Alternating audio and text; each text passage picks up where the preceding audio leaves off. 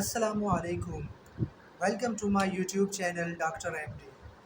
Let's start physics first year chapter number 3 motion and force part 2. इससे पहले part 1 की video हमारे channel पे मौजूद है। स्टार्ट करने से पहले हम आपको अपने लर्निंग ऑब्जेक्टिव्स के बारे में बताते चले कि आज हम definition of speed, types of speed, velocity, acceleration, graph, equations of motions और उसके साथ कुछ ट्रिकी कैलकुलेशन और एमसीक्यूज हर टॉपिक के साथ रिलेटिव हम करेंगे। स्टार्ट करने से पहले डॉक्टर एमडी के चैनल को सब्सक्राइब करें। सबसे पहले हमारा टॉपिक आज का स्पीड। What is speed? सबसे पहले स्पीड की definition, the distance covered by the body in a unit time is called speed, या इसको दूसरे सेंस में हम the rate of distance covered is also called speed. याद रखिए हमारे पास स्पीड स्केलर क्वांटिटी है जिसको हम सिंबल v से डिनोट करते हैं। मैथमेटिकली हम v is equal to s divided by t, जहाँ पे s हमारे पास डिस्टेंस कवर्ड और t हमारे पास टाइम टेकन को शो कर रहा है। Unit of speed metre second inverse इसका यूनिट है। इसके साथ कंपैरिजन में velocity, velocity is the displacement covered by the body in a unit time. Speed और वेलोसिटी में थोड़ा सा डिफरेंस है कि velocity displacement covered by the body in a unit time और स्पीड जो है हमारे पास distance covered by the body in a unit time है। दूसरी definition, the rate of change of displacement is also called velocity. वहाँ पे rate of distance covered है, यहाँ पे rate of change of displacement को हम वेलोसिटी कहते हैं। रेट जब भी हम रेट का वर्ड यूज़ करते हैं तो रेट से मुराद विद द रेफरेंस टू हम टाइम लेते हैं, with the passage of time हम उस चीज़ को कैलकुलेट करते हैं। याद रखिए वेलोसिटी में चूँकि डिस्प्लेसमेंट इन्वॉल्व है तो velocity is a vector quantity. Velocity को हम सिंबल v से डिनोट करते हैं, लेकिन v के ऊपर एक एरो हेड हम डायरेक्शन को शो करने के लिए लाजमी लगाते हैं। Mathematically v is equal to delta s divided by delta t, जहाँ पे डेल्टा s हमारे पास डिस्प्लेसमेंट को शो कर रहा है और डेल्टा t हमारे पास चेंज इन टाइम को शो कर रहा है। आल्सो वेलोसिटी का यूनिट और स्पीड का यूनिट सेम है, मीटर पर सेकेंड। डायरेक्शन, चूँकि वेलोसिटी हमारे पास वेक्टर क्वांटिटी है तो डायरेक्शन ऑफ वेलोसिटी हम along the direction of displacement लेते हैं। इसके बाद हमारे पास टाइप्स ऑफ स्पीड का टॉपिक है। सबसे पहली टाइप्स इसमें यूनिफॉर्म स्पीड है। What is uniform speed? If the body covers equal distance in equal interval of time the speed is said to be uniform. या दूसरी डिफिनीशन में हम सिंपलेस्ट डिफिनीशन, आसान और समझने वाली बात कि अगर स्पीड का magnitude with the passage of time same रहे, कांस्टेंट रहे, यूनिफॉर्म हो तो ऐसी किस्म की स्पीड को हम यूनिफॉर्म स्पीड कहेंगे। अगर मैग्नीट्यूड कांस्टेंट है, सेम है with the passage of time, then the speed is said to be uniform speed। इसके बाद दूसरी हमारे पास टाइप है वेरिएबल स्पीड और non uniform speed. It is the opposite of uniform speed कि अगर बॉडी अनइक्वल डिस्टेंस को अनइक्वल इंटरवल ऑफ टाइम में कवर करे, या दूसरी डिफिनीशन कि अगर magnitude of speed with the passage of time change होता रहे तब भी हमारे पास स्पीड क्या होगी, वेरिएबल या नॉन यूनिफॉर्म स्पीड कहलाएगी। तीसरी type instantaneous speed. What is instantaneous speed? अगर स्पीड को हम किसी भी पर्टिकुलर इंस्टेंट पे हम मेजर करते हैं, the speed of the body at a particular instant of time, such type of speed is called instantaneous speed. अब इंस्टेंटेनियस स्पीड को हम कैलकुलेट कैसे करते हैं? हम एवरेज स्पीड को हम क्या करते हैं, वो एवरेज स्पीड की मदद से हम इंस्टेंटेनियस स्पीड को कैलकुलेट करते हैं, लेकिन हम यहाँ पे टाइम को हम बिल्कुल स्मॉल, इतना स्मॉल रखते हैं कि टाइम टी जो है वो अप्रोचेस टू ज़ीरो कर जाता है। हम ये भी कह सकते हैं कि इंस्टेंटेनियस स्पीड को हम एवरेज स्पीड का एक लिमिट कहते हैं। We can say that instantaneous speed is the limit of average speed, और वो लिमिट हमारे पास क्या है कि वो टाइम टी जो है हमारे पास उसको स्मॉलर एंड स्मॉलर करते जाएं तो वो हमारे पास ज़ीरो तक उसकी वैल्यू पहुंच जाती है। मैथमेटिकली हमारे पास इंस्टेंटेनियस स्पीड की इक्वेशन सेम है, लेकिन यहाँ पे हम limit delta t approaches to zero लगा के एस डिवाइडेड बाई टी से शो करते हैं। अच्छा, मोस्ट इम्पोर्टेंट MCQs वाइज और कंसेप्ट वाइज फोर्थ टाइप है स्पीड की एवरेज स्पीड, कि हम टोटल डिस्टेंसेस को कवर करके टोटल टाइम पे डिवाइड कर लें। तो the total distances covered by the body divided by the total time taken is called average speed. It is denoted by symbol v average. इसको हम वी एवरेज, दो किस्म के सिंबल शो हो रहे हैं स्लाइड पे, इन दोनों सिंबल से हम शो करते हैं। मैथमेटिकली हम v average is equal to total distances divided by total time taken. अगर हमारे पास टोटल डिस्टेंसेस में S1 है तो S1 प्लस S2 है, तो इन दोनों को हम प्लस कर लेंगे divided by total time taken T1 plus T2, तो हमारे पास जो वो आएगी एवरेज स्पीड आएगी, वो हमारे पास एवरेज स्पीड की इक्वेशन कहलाएगी। अब स्पेशल केसेस हैं कुछ एवरेज स्पीड के लिए, ईटा वाइज इंपॉर्टेंट है कि अगर हमारे पास टोटल डिस्टेंसेस है, अगर डिस्टेंसेस डिफरेंट है और वो है टोटल डिस्टेंसेस S1 S2 की बात हो रही है, instantaneous speed V1 and V2 की बात हो रही है, ये हमारे पास गिवन हो और टाइम T1 एंड T2 हमारे पास अननोन हो, लेकिन यहाँ पे एक स्पेशल कंडीशन भी हम अप्लाई करेंगे कि S1 एंड S2 ऐसे गिवन हो कि हमारे पास S1 और S2 की वैल्यू भी हमारे पास इक्वल हो। तो फिर हम एवरेज स्पीड को कैलकुलेट करने के लिए एक शॉर्टकट ट्रिकी फार्मूला अप्लाई करते हैं, वो है 2V1 V2 divided by V1 plus V2। Practice MCQs अगर इसके हम आगे करेंगे तो फिर आपको इस फार्मूले का यूज़ भी आ जाएगा। इसी तरह ट्रिक 2 है कि if times t instantaneous speeds v are given and distances are unknown. दो कंडीशन है, एक ट्रिक 1 में डिस्टेंस गिवन है, इंस्टेंटेनियस स्पीड गिवन है, टाइम अननोन है, लेकिन कंडीशन है कि distances S1 and S2 equal to S, तो फिर ऊपर वाली इक्वेशन यूज़ करेंगे। और अगर times t instantaneous speeds v हमारे पास गिवन हो और डिस्टेंसेस अननोन हो, लेकिन यहाँ पे भी एक कंडीशन अप्लाई होगी कि time T1 is equal to T2 equal to T, तो फिर हमारे पास एक एवरेज का सिंपलेस्ट फार्मूला जो एवरेज का हम यूज़ करते हैं V1 plus V2 divided by 2। ये हम दो किस्म के डिस्टेंसेस के लिए यूज़ कर रहे हैं, दो किस्म के स्पीड्स के लिए। अगर स्पीड्स हमारे पास दो से ज़्यादा 3 4 हो तो V1 plus V2 plus V3 divided by 3 कर लेंगे। सेम ऊपर वाले ट्रिक्स के अंदर भी 2V1 V2, अगर तीन क्वांटिटीज़ हो तो 3V1 V2 V3 divided by V1 plus V2 plus V3। ये दो किस्म की इंपॉर्टेंट ट्रिक्स हैं, इसको डायरेक्टली हम यूज़ करके MCQ से हम कैलकुलेट कर सकते हैं कि एवरेज स्पीड के हमारे पास क्या वैल्यू निकलती है। अच्छा नोट, ये इम्पोर्टेंट बात है कंसेप्चुअल, और कभी कभी MCQs में आ जाए कि अगर मोशन हमारे पास यूनिफॉर्म हो, the body is moving with constant, मतलब वेलोसिटी की मैग्नीट्यूड या स्पीड की मैग्नीट्यूड कांस्टेंट हो, तो मोशन यूनिफॉर्म होगी तो एवरेज स्पीड की वैल्यू हमेशा हमेशा इंस्टेंटेनियस स्पीड के बराबर आएगी। और एक दूसरा किस्म का पॉइंट है कि स्पीडोमीटर के ऊपर जब हम ट्रेवल कर रहे हैं तो एट अ ग्लांस हमारी नज़र स्पीडोमीटर के ऊपर पड़ती है, तो स्पीडोमीटर हमेशा हमेशा हमारे पास जो वैल्यू आपको कैलकुलेट करके देता है वो इंस्टेंटेनियस स्पीड की वैल्यू कहलाती है। The next topic is acceleration. What is acceleration? Acceleration हमारे पास rate of change of velocity को कहते हैं। The rate of change of velocity or the change in velocity divided by the time taken हमारे पास acceleration कहलाएगी। Mathematical equation में a is equal to delta v divided by delta t।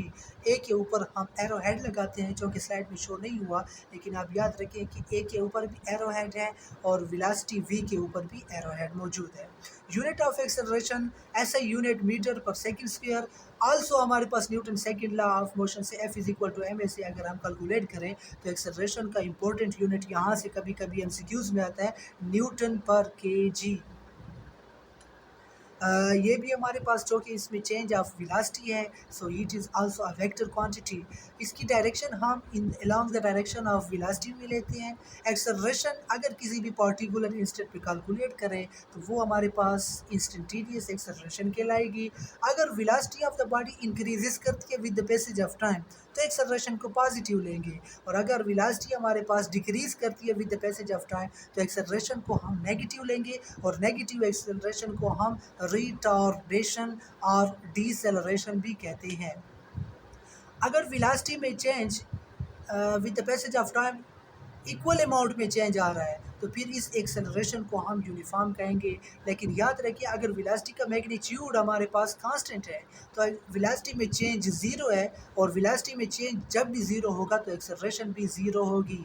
अगर velocity में change आ रहा है लेकिन equal amount के साथ इक्वल इंटरवल में चेंज आ रहा है, तब एक्सेलरेशन होगी, और ऐसी किस्म की एक्सेलरेशन को हम यूनिफॉर्म एक्सेलरेशन कहेंगे। अगर force applied on the body variable हो, याद रखिए एक्सेलरेशन को Newton second law of motion के मुताबिक प्रोड्यूस करने के लिए फोर्स ज़रूरी है। अगर force applied on the body variable है तो एक्सेलरेशन भी वेरिएबल होगी। अगर फोर्स कांस्टेंट है तो एक्सेलरेशन भी कांस्टेंटली प्रोड्यूस होगी। और अगर चेंज इन वेलोसिटी ज़ीरो है या वेलोसिटी यूनिफॉर्म है तो एक्सेलरेशन ज़ीरो होगी। ये पॉइंट मैं पहले बता चुका हूँ। इसके साथ equation of motion, important equations of motion है। सबसे पहले इसकी वैलिडिटी के बात करेंगे, फिर इसके टाइप्स के ऊपर बात करेंगे।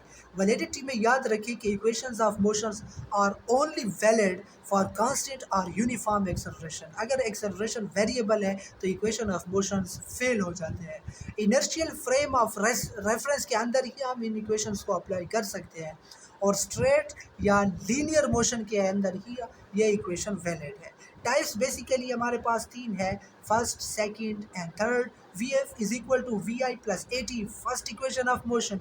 S is equal to we I T plus half A T square, second equation of motion. Two A S is equal to V F square minus we I square. एक दूसरी इक्वेशन है famous, s is equal to we T, velocity से हमने निकाला है, लेकिन यहाँ पे हम वी एवरेज अगर लगाएं, S is equal to V average multiplied by T, और average V I plus V F divided by two के बराबर है मल्टीप्लाइड बाई टी। तो ये इक्वेशन भी most of the cases use होती है। First equation of motion, V F is equal to we I plus A T. Second equation of motion, V F S is equal to we I T plus half A T square, और third equation of motion, two A S is equal to V F square minus we I square. अब इन तीनों equations पे थोड़ी सी हम changes के साथ इनके फॉर्म बनाएंगे, जो कि एमसीक्यूज़ और कैलकुलेशन में ज़्यादातर यूज़ होते हैं। तो याद रखिए, अगर वर्टिकल मोशन में, ये इक्वेशन है लीनियर मोशंस के लिए, अगर हम इसको वर्टिकल डायरेक्शन के अंदर ले लें तो वर्टिकली अपवर्ड डायरेक्शन के लिए हमारे पास फाइनल वेलोसिटी जब बॉडी ऑन द पीक या टॉप पॉइंट पे पहुंचती है तो वेलोसिटी कुछ सेकंड्स के लिए बॉडी रेस्ट पे आ जाती है, तो फाइनल वेलोसिटी हम ज़ीरो लेते हैं। और अपवर्ड डायरेक्शन के लिए याद रखिए एक्सेलरेशन नेगेटिव लेते हैं।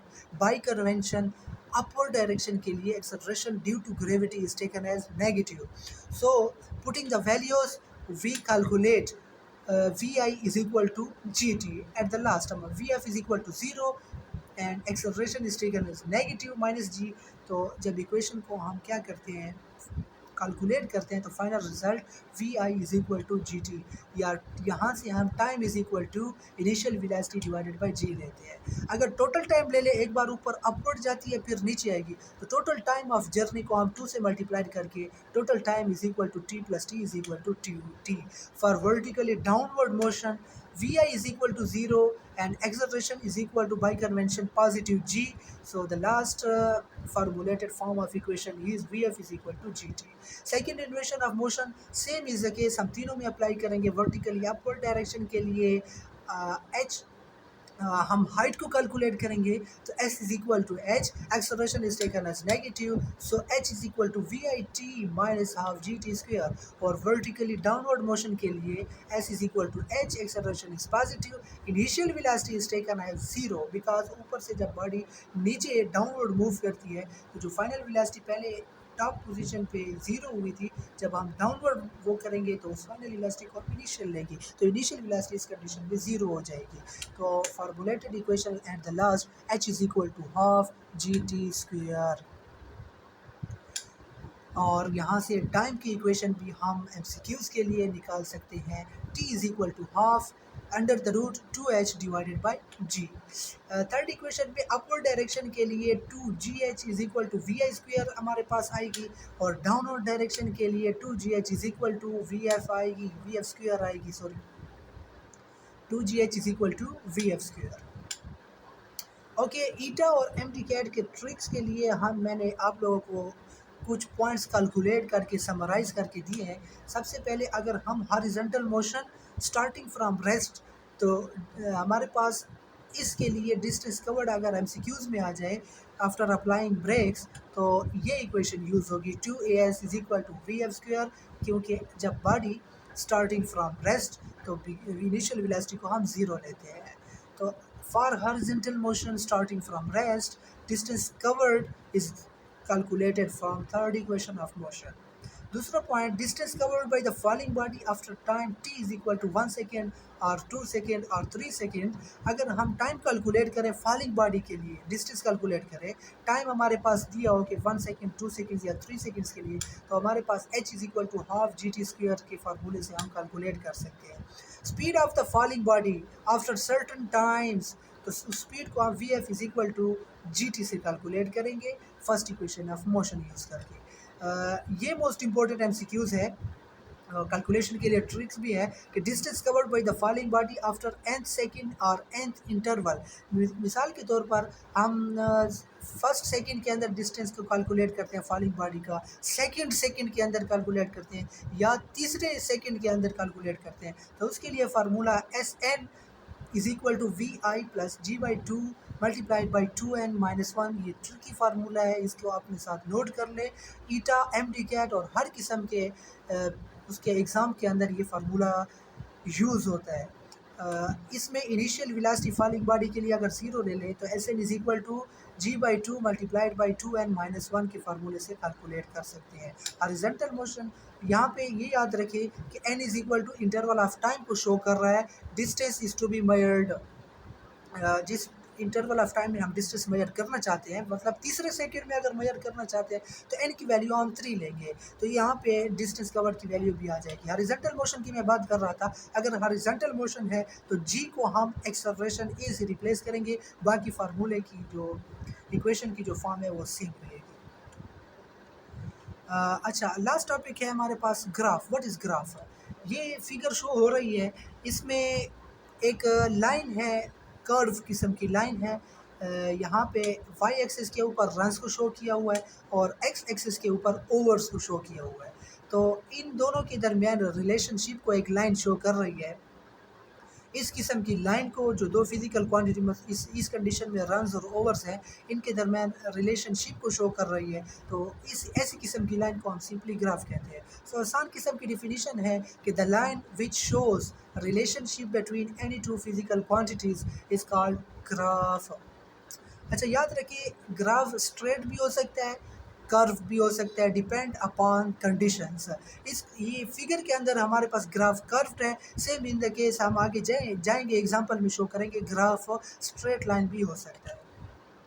अच्छा, एक्स एक्सिस के ऊपर जो क्वांटिटी मौजूद है उसको हमेशा हमेशा याद रखिए इंडिपेंडेंट क्वांटिटी कहते हैं। इस कंडीशन में ओवर्स हमारे पास इंडिपेंडेंट है, डिपेंड नहीं करती रन्स के ऊपर। ओवर्स हमारे पास इंडिपेंडेंट है, जो भी इंडिपेंडेंट क्वांटिटी होगी उसको हम एक्स एक्सिस पे रखते हैं, और the quantity on y axis is called dependent quantity. इस कंडीशन में रन्स हमारे पास डिपेंडेंट क्वांटिटी है। रन रेट, हमारे पास एक एग्जांपल लेते हैं कि जब हम क्रिकेट मैच के अंदर रन रेट निकालते हैं तो रन रेट को हम रन्स डिवाइडेड बाय ओवर्स के फार्मूले से निकालते हैं। चूँकि रन्स वाई एक्सिस पे है और ओवर्स एक्स एक्सिस पे है, तो मैं इसको simply y divided by x भी कह सकता हूँ, या इसको मैं डिपेंडेंट डिवाइडेड बाई इंडिपेंडेंट भी कह सकता हूँ। सो इस किस्म के रेशो को हम ग्राफ की दुनिया में स्लोप या टेंजेंट थीटा भी कहते हैं। सो what is slope? Slope is the ratio of dependent and independent quantities. Slope का formula y divided by x और delta y divided by delta x, जो कि हम टेंजेंट थीटा के भी बराबर ले सकते हैं। इसको अगर डिफिनीशन के मुताबिक लिखें तो slope is equal to dependent divided by independent quantity. Slope जब कैलकुलेट करते हैं तो स्लोप का यूनिट भी आ सकता है और यूनिट लेस भी हो सकती है। स्लोप जो भी क्वांटिटी होगी स्लोप के अंदर, वो यूनिट फुल भी हो सकती है और यूनिट लेस भी हो सकती है। Same is the case dimension भी हो सकता है उसका, और डायमेंशन लेस क्वांटिटी भी आ सकती है। स्केलर क्वांटिटी के लिए जब भी हम स्लोप ड्रा करते हैं तो स्लोप स्केलर क्वांटिटी के लिए ऑलवेज एंड ऑलवेज पॉजिटिव होगा, जबकि वेक्टर क्वांटिटी के लिए स्लोप पॉजिटिव भी हो सकता है और नेगेटिव भी हो सकता है। एक दूसरी किस्म की कैलकुलेशन और इम्पॉर्टेंट पॉइंट है area under the graph. MCQs में कभी स्लोप का पूछा जाता है। So what is area under the graph? Area is equal to length multiplied by width, या इसको सिंपली हम एक्स मल्टीप्लाई बाई वाई भी कह सकते हैं। Dependent multiplied by independent quantity को जब मल्टीप्लाई करेंगे तो आपको एरिया ऑफ द ग्राफ देगा। एरिया ऑफ द ग्राफ से कभी कभार हमारे पास कोई तीसरी फिजिकल क्वांटिटी भी डिराइव हो जाती है। एस टी ग्राफ, कुछ एग्जांपल्स है हमारे पास ग्राफ के। उसमें सबसे पहले एस टी ग्राफ है। ये देखिए हमारे पास एक ग्राफ है जिसमें वाई एक्सिस के ऊपर एस और एक्स एक्सिस के ऊपर टाइम टी को शो किया है। चूँकि टाइम हमारे पास इंडिपेंडेंट क्वांटिटी है, मतलब ये दूसरी क्वांटिटी के मुकाबले में ये चेंज नहीं होता, इंडिपेंडेंटली टाइम पास हो रहा होता है, तो इसको हम एक्स एक्सिस के ऊपर शो करेंगे और डिस्टेंस को हम एस जो कि एस से शो करते हैं उसको वाई एक्सिस के ऊपर शो करेंगे। डिफरेंट किस्म की लाइंस हैं, रिलेशनशिप्स को शो कर रही है।